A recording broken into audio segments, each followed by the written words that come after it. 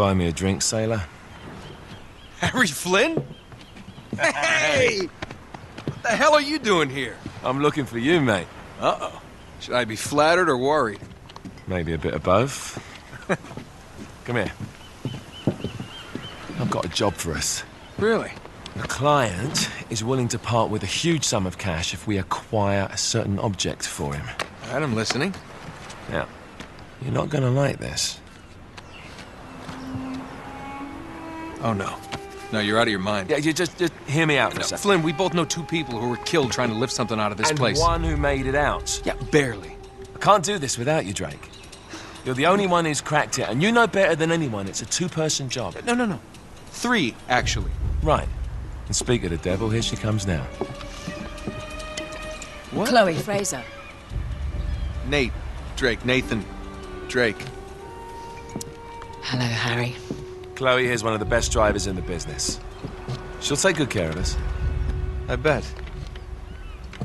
Right, look. I've got it all figured out. We go in through the sewer. I'm loving it so far. That puts us in the courtyard. From there, we scale up the wall, run across the rooftops, and just drop down into the exhibit hall. Bob's your uncle. And what is worth all this trouble, I hear you ask? I didn't, but go ahead. But that's it. An oil lamp. Yeah. It's worthless. I don't get it. Neither do we. That's why we tracked you down. Well, it sounds like you're working for a nutcase. Some collector who's got too much time and money on his hands. And by the way, this is not worth any of it. But there's more. How's your 13th century Latin, mate? Where'd you get this? Borrowed it from the files of the nutcase.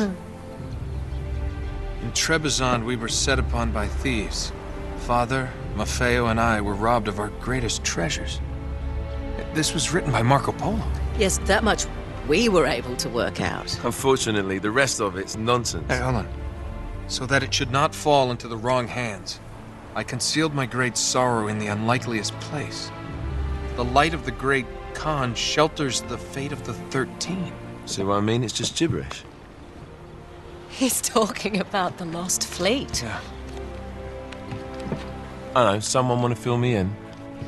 Marco Polo leaves China with 600 passengers and 14 ships loaded down with treasure from Kublai Khan. And he lands in Persia a year and a half later with only 1 ship left and only 18 passengers. Now, he recorded every detail of his journey, but he never told what happened to all those ships and the passengers. So somewhere out there are 13 ships loaded with the Emperor's treasure waiting to be found. Yeah, and that is what your client is after. Hey, look at this lamp.